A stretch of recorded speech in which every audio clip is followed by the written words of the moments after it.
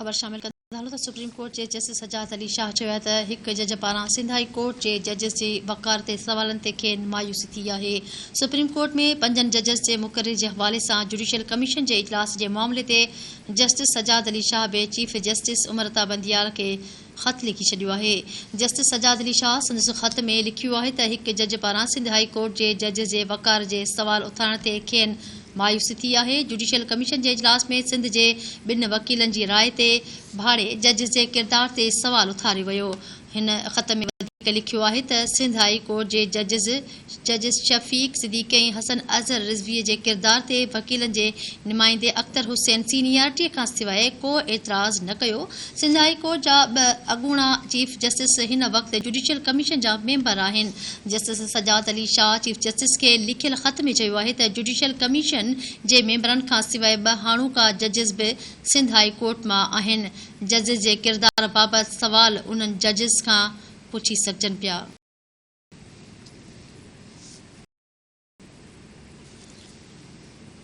अवामी मुस्लिम लीग जे सरबराह ऐं अॻूणे वफ़ाक़ी वज़ीर शेख रशीद चयो आहे त 13 पार्टियुनि इमरान ख़ान ऐं संदसि पार्टी PTI खे निशानो बणाए रखियो आहे। समाजी राब्ते जी वेबसाइट ते संदसि ट्वीट में शेख रशीद चयो आहे त हुकूमती इतिहाद जो ज़ोर मसइला हल करण बदिरां केस गिरफ़्तारियुनि ऐं इमरान ख़ान खे नाअहल करण ते आहे। शेख रशीद चयो आहे त नवाज़ शरीफ़ ऐं फज़लुर रहमान बि इंतकाम वारी बाहि ते पेट्रोल विझी रहिया आहिनि। हुकूमती इतिहाद अवाम में वञण, इलेक्शन कराइण ऐं मसइला हल करण जे क़ाबिल नाहिनि। शेख रशीद मूजिबि हुकूमती इतिहाद 100 प्रेस कॉन्फ्रेंसूं करे आलमी रिकॉर्ड क़ाइमु कयो आहे। इलेक्शन कमीशन जो फ़ैसिलो सुप्रीम कोर्ट में वञण शर्ती दफ़न थी वेंदो।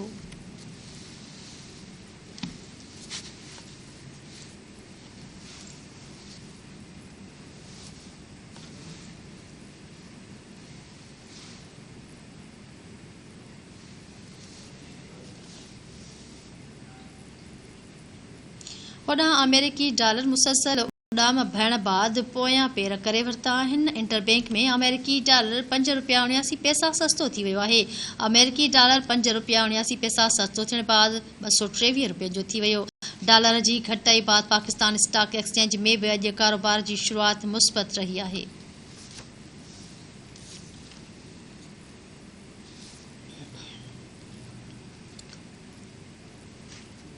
चीन पाकिस्तान लाइ 2 अरब डॉलर जे कर्ज़ जी वापसी जो मुदो 1 साल लाइ वधाए छॾियो आहे।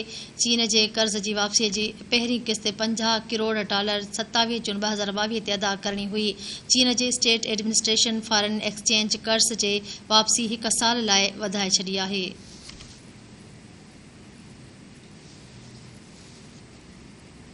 पाकिस्तान पीपल्स पार्टी जे सीनियर अॻवान ऐं सूबाई सलाहकार मंज़ूर वसाण चयो आहे त फॉरेन फ़ैसिले खे पोइ इमरान ऐं उन जी पार्टी जो मुस्तक़बिल ख़तरे में ॾिसी रहियो आहियां। मंज़ूर वसाण पारां जारी कयल बयान में चयो वियो आहे त फॉरेन फंडिंग फ़ैसिले बाद इमरान नियाज़ी तक़रीरूं ऐं धमकियुनि खां हाणे मिनथूं करण ते लही आयो आहे। हुन चयो आहे त PTI फॉरेन फंडिंग फ़ैसिले खां पोइ बनी ॻाल्हि मां रोइण जूं आवाज़ूं अचणु शुरू थी वियूं आहिनि। मंज़ूर वसाण चयो आहे त फॉरेन फंडिंग फ़ैसिले बाद KP ऐं पंजाब हुकूमत जो बि मुस्तक़बिल ख़तमु थींदे नज़र अची रहियो आहे। हुन चयो आहे त ममनुआ फॉरेन फंडिंग फ़ैसिले बाद इमरान नियाज़ी फासी चुको आहे। हाणे खेसि किथां बि क्लीन चिट न मिलंदी। मंज़ूर वसाण जो वधीक चवणु हुयो त फॉरेन फंडिंग फ़ैसिले बाद इमरान ख़ान ऐं संदसि जमात लाइ वधीक ॾुखियायूं वधंदियूं, संदसि वधणु ॾुखियो अथसि। हुन चयो आहे त PTI फॉरेन फंडिंग फ़ैसिले जो शोकास जो जवाबु इलेक्शन कमीशन खे न ॾेई सघंदी।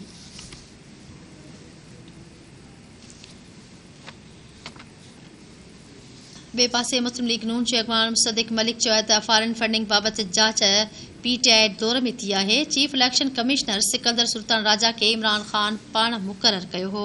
मीडिया सां ॻाल्हाईंदे मुसद्दिक़ मलिक चयो आहे त छा इमरान जो मुक़ररु कयल इलेक्शन कमिश्नर कूड़ ॻाल्हाए सघे पियो। साबित थी वियो इमरान ख़ान कूड़ो कसमनामो जमा करायो। जेको कूड़ो कसमनामो जमा कराए उनखे मुल्क हलाइण ॾियूं।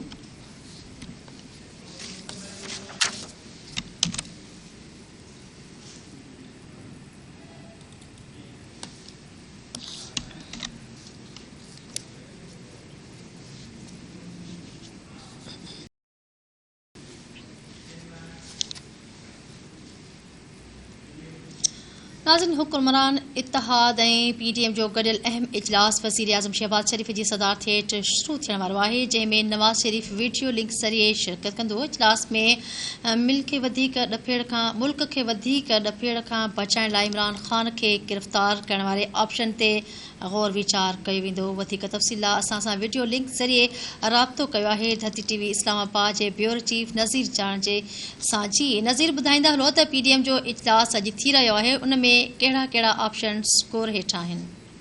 जी बिल्कुल, अॼु हुकूमती इतिहाद ऐं PTM जो हिकु अहम इजलास गलियल तौर ते वज़ीर आज़म हाउस में थी रहियो आहे, जंहिंजे इजलास जी सदारत वज़ीर आज़म शहबाज शरीफ़ कंदो ऐं ख़ासि तौर ते मुस्लिम लीग नून जो सरबराह मियां नवाज़ शरीफ़ जेको आहे सो वीडियो लिंक ज़रिए जेको आहे सो हिन इजलास में शिरकत कंदो। ऐं ख़ासि तौर ते अॼु जेको हुकूमरान इतिहाद ऐं PTM जो जेको इजलास वज़ीर आज़म हाउस में कुझु ई देरि खां पोइ जेको आहे सो थियण वारो आहे, उन में जेको आहे सो न सिर्फ़ु जेको आहे सो इलेक्शन कमीशन तरफ़ां जेको इमरान ख़ान ख़िलाफ़ फ़ैसिलो आयो हो, उन फ़ैसिले खे आॾो रखंदे करे हुकूमत तरफ़ां रेफरेंस दाख़िल करण जो फ़ैसिलो कयो वियो आहे ऐं इहो मुतालबो कयो आहे त जेको इमरान ख़ान ख़िलाफ़ रेफरेंस दाख़िल कयो वेंदो उहो फुल कोर्ट में ॿुधियो वञे। इन सिलसिले में अॼु जेको आहे सो इन इजलास में इन ॻाल्हि जो इम्कान आहे त रेफरेंस दाख़िल करण जे हवाले सां गॾियल तौर ते जेको आहे सो उनजी मंज़ूरी ॾिनी वेंदी। उन सां गॾोगॾु मां तव्हांखे इहो ॿुधाईंदो हलां त ख़ासि तौर ते जेको इजलास में इन नुक़्ते खे बि जेको आहे सो गौर वीचार ते आंदो पियो वञे त जेकॾहिं हुकूमत तरफ़ां रेफरेंस दाख़िल कयो वञे थो ऐं इमरान ख़ान ख़िलाफ़ जेकॾहिं का जांच करणी पए त पोइ उन लाइ जेकी टीमूं तश्कील ॾिनियूं हूंदियूं या जोड़ी वियूं आहिनि, उन्हनि जी जेकी कार्रवाई हूंदी उहा इहो हुकूमत तरफ़ां हिन ॻाल्हि जो फ़ैसिलो कयो वियो आहे त उहा कार्रवाई जेको आहे सो सरेआम मीडिया ज़रिए जेको आहे सो ओपन फोरम ज़रिए जेको आहे सॼी क़ौम खे ॾेखारण जो फ़ैसिलो कयो आहे। ऐं इन सां गॾोगॾु इहो बि जेको आहे सो इन ॻाल्हि जो फ़ैसिलो कयो वेंदो इन इजलास में त जेको आहे सो ईंदड़ सियासी हिकमत अमली कहिड़ी हुजणु घुरिजे ऐं इतिहाद जा जेके बि अॻुवान आहिनि, पार्टियूं आहिनि, उहे शरीक थींदियूं। उन सां गॾोगॾु जेके PTM में शामिल पार्टियूं आहिनि उहे बि शरीक थींदियूं। जी नज़ीर जान जी नासिनवा खे आगाह कंदा हलूं। मौसमियात खाते पारां सिंध में सुभाणे खां ॿीहर बरसात जी आगाकथी कई वई आहे। मौसमियात खाते मूजिबि अगस्त महीने में मामूल खां वधीक बरसात पवण जी आगाकथी कई वई आहे। मौसमियात खाते मूजिबि टटो, पतीन, वसीजावल, उमरकोट ऐं थरपारकर में तेज़ बरसात जो इम्कान आहे। वाक़ई अहम ख़बर ॾियूं पिया, कराची में 6 खां 9 अगस्त जे विच में बरसात जो इम्कान आहे, जंहिं दौरान शहर जे कुझु हंधनि ते तेज़ बरसात वसी सघे थी। चीफ मेट्रोलॉजिस्ट ॿुधायो आहे त सावणी जी बरसात 15 अगस्त ताईं जारी रहंदी।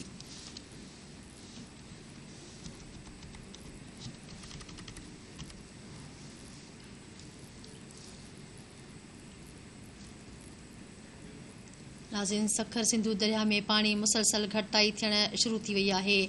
तरबेला डैम ऐं कालाबाग ब्रांच बैराज वटि पाणी जी सतह में बि घटिताई थी रही आहे। कंट्रोल रूम मूजिबि तरबेला डैम वटि पाणी जी आमद 1,500 नेकाल लाइ 1,45,200 क्यूसेक रिकॉर्ड कयो वियो आहे। कालाबाग वटि पाणी जो आमद 1,94,806 ऐं नेकाली 1,90,306 क्यूसेक रिकॉर्ड कई वई आहे। चश्मा बैराज वटि पाणी जी आमद 2,85,705 ऐं नेकाल 2,33,927 क्यूसेक रिकॉर्ड कयो वियो आहे। तोसां बैराज वटि पाणी जी आमद 3,65,576 ऐं नेकाल 3,65,576 क्यूसेक रिकॉर्ड कयो वियो। गुड्डू बैराज वटि पाणी जी आमद 3,79,475 ऐं नेकाल 3,47,622 क्यूसेक रिकॉर्ड कयो वियो। होॾां सखर बैराज वटि पाणीअ जी आमद 3,12,814 ऐं नेकाल 2,76,574 क्यूसेक रिकॉर्ड कयो वियो।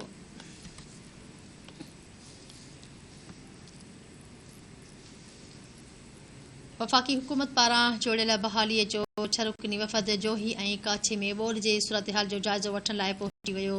उन मौक़े ते दादूअ जे डिप्टी कमिश्नर पारां मुतासिर इलाक़नि बाबति 6 रुकनी वफ़द खे ब्रीफिंग ॾिनी वई। 6 रुकनी वफ़द पारां 3 ॿोॾि मुतासिरनि ऐं चेक विरहाया विया ऐं FP बंद जोही काछे जो पिणु दौरो कयो वियो।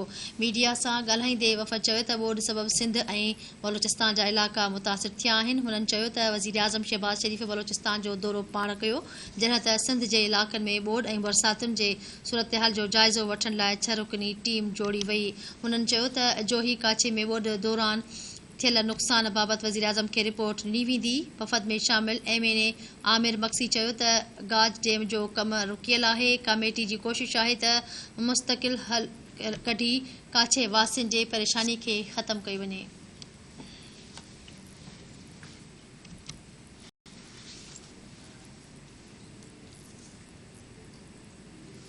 नाज़रीन, बलोचिस्तान खां आयल बोर जे पाणी सबबि ज़िले कंबर शहदादकोट जा 50 खां वधीक ॻोठ मुतासिर थिया आहिनि, जिन में दोदो चांडियो, गाज़ी खान, सोनो खान चांडियो ऐं ॿिया शामिल आहिनि। ॻोठनि जो हिन महिल ताईं शहर सां ज़मीनी राब्तो पिणु कटियल आहे। बलोचिस्तान ऐं सिंध जे दग खां पाणीअ जो छोड़ हमल ढंढ में जारी आहे।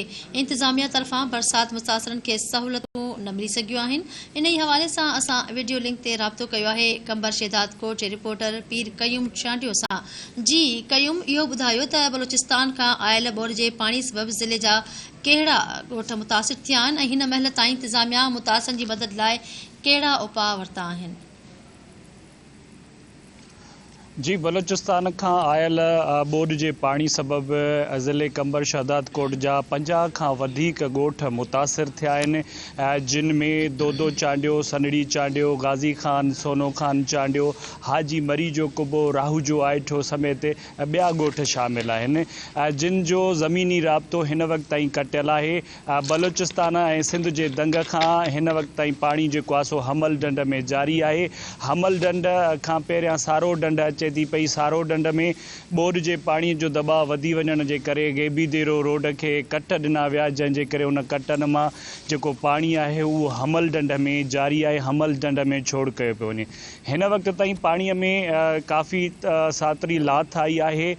11 इंच पाणी जेको आहे सो घटियो आहे, पर पोइ बि तंहिंजे बावजूदि जेको ज़मीनी राब्तो आहे ॻोठ वारनि जो, जेकी बि 50 खां वधीक ॻोठ आहिनि उन्हनि जो ज़मीनी राब्तो कटियल आहे, उहे शहरनि ताईं नथा अची वञी सघनि ऐं इंतिज़ामिया जे तरफ़ां बि जेकी सहूलियतूं आहिनि उहे बि उन्हनि खे एतिरियूं सारियूं न मिली सघियूं आहिनि। जेको राशन आहे, राशन बि जेको आहे सो उन्हनि ताईं न पहुची सघियो आहे ऐं केतिरा ई उतां जा जेके इलाइक़े वासी आहिनि उन्हनि वीडियो वायरल कंदे चयो आहे त इंतिज़ामिया जे तरफ़ां असांखे राशन त ठहियो पर टेंट बि न मिली सघिया आहिनि। उन्हनि जो इहो बि चवणु आहे त असांजो जेको पंहिंजो घरनि में पयल राशन हो उहो बि ख़तमु थी चुको आहे। अलबत्ता रेवेन्यू जे जेकी पंहिंजो ज़िले इंतिज़ामिया आहे उन जे तरफ़ां जेको राशन कल्ह मोकिलियो वियो हो त उनखे बि बुठी लश्कर खां उतां जे इलाइक़े वासियुनि उन जे मथां लूट मार करे ऐं उहो जेके रेवेन्यू जा अमलदार ऐं पुलिस एहलकार आहे उन्हनि खे बि मार कुट कई ऐं जेको राशन हो उहो फुरे हलिया विया आहिनि। इंतिज़ामिया जे तरफ़ां जॾहिं असांजी उन्हनि सां ॻाल्हि ॿोल थी आहे त उन्हनि चयो त असीं जेके पाणीअ जे हेठि जेके ॻोठ आयल आहिनि उन्हनि ताईं कुझु राशन पहुचायो आहे ऐं कुझु पहुचायूं पिया ऐं MPA नवाब सरदार खान चांडियो जे तरफ़ां बि उन्हनि ताईं राशन मोकिलियो पियो वञे पियो, पर केतिरा ई अञा ॻोठ हिन वक़्त ताईं रहियल आहिनि जिन खे राशन न मिली सघियो आहे ऐं उन्हनि जो इहो ई चवणु आहे त असांखे दवाऊं, राशन ऐं टेंट ॾिना वञनि त जीअं असां हिन शदीद गर्मीअ में हिन जेकी ॿोॾ वारी सूरत हाल आहे मुख़्तलिफ़ बीमारियुनि खां बि बची सघूं। जी ठीकु आहे, वॾी महिरबानी पीर कयूं अमां तफ़सील ॾिना। नाज़रीन, तव्हांखे ॿुधाईंदा हलूं काछे में ॿोॾ सबबि सभई ॻोठनि जो दादू शहर सां राब्तो बहाल न थी सघियो आहे। रस्ता बहाल न थियण सबबि काछे वासी ॿेड़ियुनि ते ॿेड़ा भरे शहर ॾांहुं सौदो वठण वेंदा आहिनि। जोसी, सावड़ो, छन्नी, टंडो रहीम, शाह हसन ॻोठ अलहदाद, शाहाणी सूधो सवे ॻोठनि में खाद खुराक जी खोट पैदा थी वई आहे। बरसाती पाणीअ खां पोइ गैस्ट्रो, मलेरिया सूधो मुख़्तलिफ़ बीमारियूं पिणु मुंहुं कढियो आहे। इन हवाले सां राब्तो कयो आहे असां धरती TV जे रिपोर्टर अल्ताफ़ चमारी सां। जी अल्ताफ़, इहो ॿुधाईंदा हलो त काछे में ॿोॾ सबबि केतिरा इलाइक़ा मुतासिर थिया आहिनि ऐं हिन महिल ताईं कहिड़नि ॻोठनि जा ज़मीनी राब्ता बहाल न थी सघिया आहिनि? काछे वासियुनि जा इंतिज़ामिया कहिड़ी परगोर लधी आहे ऐं इहो पिणु ॿुधाईंदा हलो त गैस्ट्रो वॻे घणा बाड़ा फो थी चुका आहिनि ऐं रस्ता बहाल थियण ताईं अञा घणो वक़्तु लॻी सघे थो? जी, काछे में बरसात ऐं उनखां पोइ जेके जाबलूं नयूं वही अची आयूं आहिनि, जंहिंखां पोइ काछे में ॿोॾ वारी सूरत हाल पैदा थी आहे ऐं वॾे तइदाद में काछे जा माण्हू मुतासिर थिया आहिनि। उन हवाले सां अव्हांखे जेका ताज़ा सूरत हाल आहे ॿुधाईंदो हलां त हिन वक़्तु काछे जे चइनि यूनियन काउंसिलर छिन्नी, टंडो रहीम खान, सावड़ो ऐं शाहसन जे सवे ॻोठनि जो ज़मीनी राब्तो जोही ऐं दादू, भान ऐं सेमण खां मुकमल तौर ते कटियल आहे, जंहिं सबबि माण्हुनि जे आमदोरफ़्त जो हिकु ज़रियो सिर्फ़ु ॿेड़ियूं आहिनि ऐं जिन ते माण्हू किराया भरे करे सिर्फ़ु 4 खां 5 किलोमीटरनि जो सफ़र तइ करे आमदोरफ़्त कनि पिया। जॾहिं त सरकार पारां रस्तनि जे बहाली जे हवाले सां तोड़े जो ऐलान त कया विया हुआ, पर अञा ताईं के बि उपाउ न वरिता विया आहिनि, जंहिं सबबि माण्हू इंतिहाई ॾुखियाई सूरत हाल मां गुज़री रहिया आहिनि। रस्ता न हुजण करे हिते जेके मुख़्तलिफ़ ॻोठ आहिनि उनमें खाध खुराक जी जेका किल्लत पैदा थी आहे ऐं माण्हुनि खे जेके सिहत जे हवाले सां बि दवाऊं ऐं अस्पतालनि में जेको अमलो आहे उहो बि नथो पहुची सघे, जंहिं सबबि काछे में मुख़्तलिफ़ बीमारियूं बि फुटी पियूं आहिनि, जंहिंमें ख़ासि करे गेस्ट्रो आहे।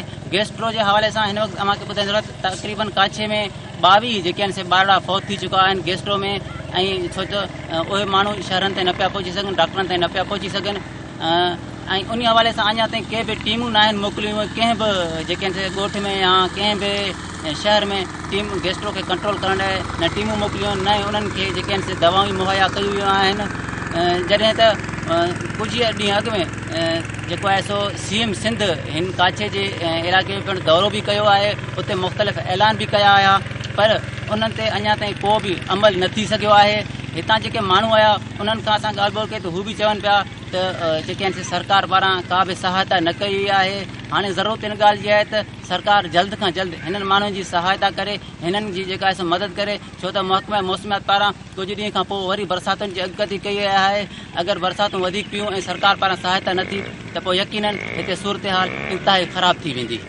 जी ठीक है, वॾी महिरबानी अल्ताफ़ जमानी, वहाँ वीडियो लिंक ज़रिए तफ़सील ॾिना। नासीन बलोचिस्तान में आयल ॿोॾ वसीले तबाही मचाई वई आहे, जॾहिं त ॿोॾ सबबि हज़ारे माण्हू बेघर थी चुका आहिनि, सवे इंसानी जानियूं ज़ाया थी चुकियूं आहिनि, केतिराई माण्हू ज़ख़्मी थिया आहिनि, जॾहिं त ॿोॾ सबबि केतिराई इलाइक़ा मुतासिर थिया आहिनि। इन हवाले सां असां राब्तो करियो आहे कोयटा मां धती TV जे रिपोर्टर अल्ताफ़ बलोच सां। जी अल्ताफ़ बलोच, ॿुधाईंदा हलो त ॿोॾ सबबि हिन वक़्त ताईं घणा माण्हू फौत थी चुका आहिनि ऐं ज़ख़्मियुनि जो अंग छा आहे? इंतज़ामिया पारां घणनि फौतनि जी तस्दीक़ कई वई आहे? छा वफ़ाक़ या सूबाई हुकूमत ॿोॾ मुतासिरनि जी मदद कई आहे?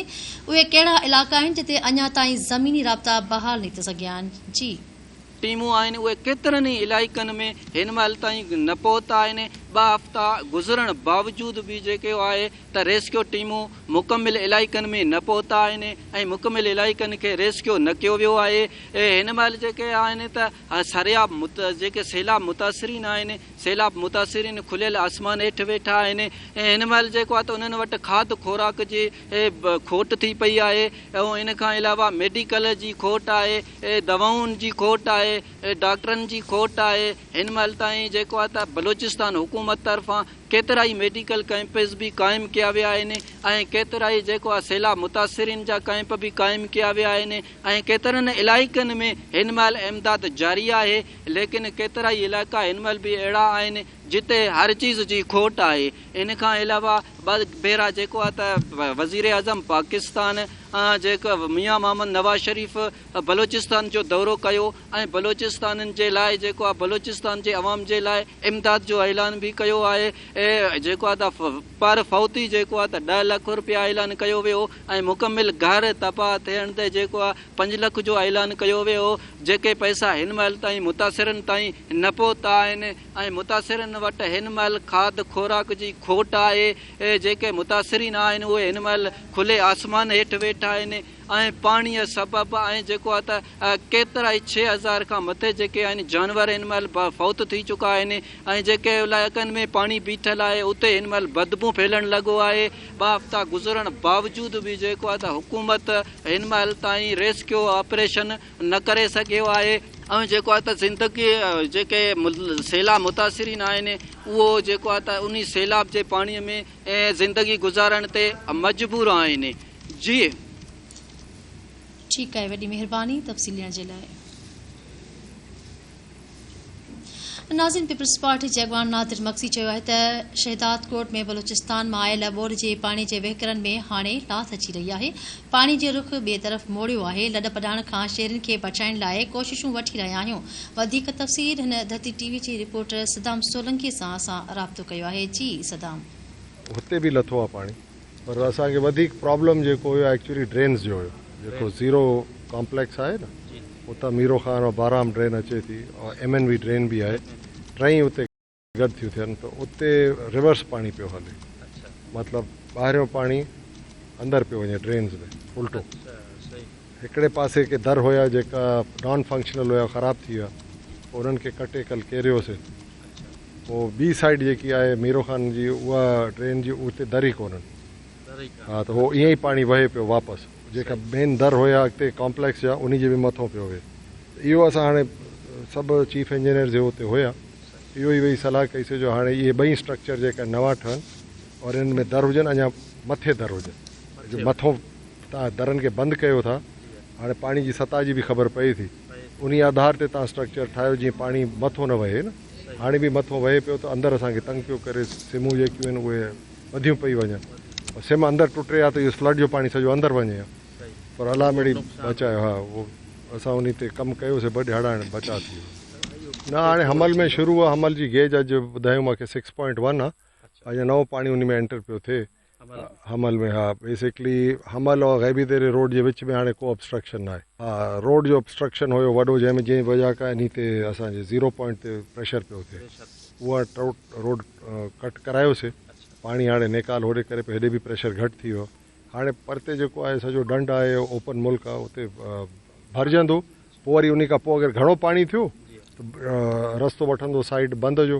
इहो फरीदाबाद नेचुरल रूट आहे, हितो वञे अंदरि ई भिक न आहे छॾिणो पए। मीडिया जी बि असांखे चऊं था महिरबानी करे पंहिंजो फसल कयो, वेहो न लॾो, इनशाला अमन आहे। इन खे टाइम लॻंदो पखिरियल 8-10 किलोमीटर में, आस्ते आस्ते वहे थो निकिरे थो, पर FP बंदि ते न आहे प्रॉब्लम। हाणे पहिरियों त प्रॉब्लम हुयो रस्ते जो, पाण रस्तो ई कटिजी वियो, माण्हू कुझु होॾे विया कुझु हेॾे आया। हेॾा जेका आया उन्हनि खे त रिलीफ मिली, पर होॾो वारनि जो प्रॉब्लम आहे। असां रस्तो बहाल करायोसीं बलूचिस्तान खां, जेको अॼु बि वियल आहे मुंहिंजी टीम रिलीफ ॾियण जे लाइ, जेको असां उन ॾींहुं वियासीं मिठो खां हिनमहिल ॾियनि पिया रिलीफ। कमु हले थो, कमु घणो आहे, इनशाला डेली हलंदो कमु। कुझु ॿिया बि अचनि था असां वटि लिस्टूं खणी, जंहिं ॻोठ ते तव्हां वियो उहे उहे अच मिलिया मूंसां अॼु, उहा लिस्ट उन्हनि ॾिनी आहे, उन्हनि खे बि असां चयो बंदि ते अचो, असां तव्हांखे सामान ॾींदा। उनखे मदद असां ॾियूं पिया, इनशाला जीअं पाणी थोरो रस्तो ॾींदो त उन्हनि जी सॼी सर्वे बि कराईंदासीं, जेका घर किरिया आहिनि उनजो बि उन्हनि खे मदद कराईंदा। वेदर जी वजह खां सुबुह सभु हुया तयारु हुया अचण जे लाइ, पोइ वरी हेलीकॉप्टर वारनि जेको आहे उन्हनि चयो वेदर ख़राबु आहे,